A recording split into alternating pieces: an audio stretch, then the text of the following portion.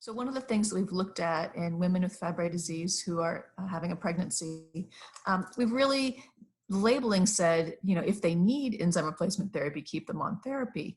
But there wasn't much data out there. There was no pattern of problems we were worried about from the animal data, but we needed stronger information in actual women with Fabry disease having pregnancies and who were also on enzyme replacement therapy.